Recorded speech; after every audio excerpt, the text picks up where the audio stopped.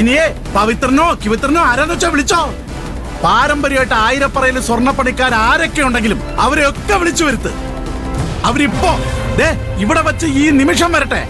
എന്നിട്ടേ ഞാൻ എന്റെ മോക്ക് കൊടുക്കാൻ ഉദ്ദേശിച്ച ഈ ആഭരണങ്ങളുടെ മാറ്റേ ഒന്ന് ഉരച്ചു നോക്കട്ടെ അല്ലേ?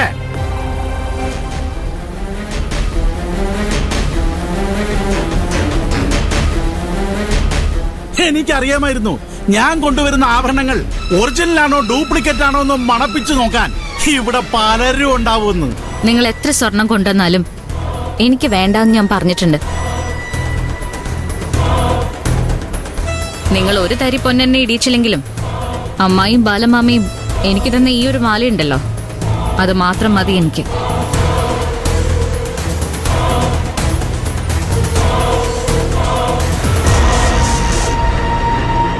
പിന്നെ ഞാൻ ആഗ്രഹിക്കുന്ന ഒന്നുകൂടിയുണ്ട്. അരവിന്ദേട്ടൻ എന്റെ കഴുത്തിൽ കെട്ടുന്ന താലി, അത് മാത്രം മതി എനിക്ക്.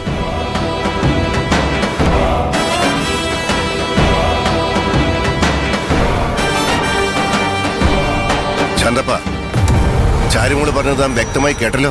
കേട്ടു ബാലമാഷേ, എല്ലാം വ്യക്തമായി തന്നെ കേട്ടു. എന്റെ മോക്ക് ഞാനിപ്പോ എന്റെ ഹൃദയം പറിച്ചു കൊടുത്താലും അവളത് സ്വീകരിക്കത്തില്ല.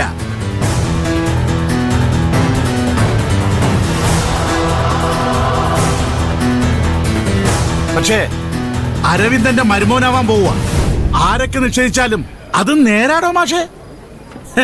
ഞാൻ കൊടുക്കുന്നതേ അരവിന്ദൻ ഒരിക്കലും സ്വീകരിക്കാതിരിക്കില്ല.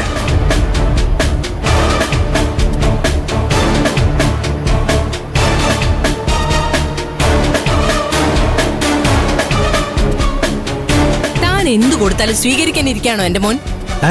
അങ്ങനെയാണോ? ആ എന്നാലേ വേണ്ടെന്ന് അവൻ പറയട്ടെ.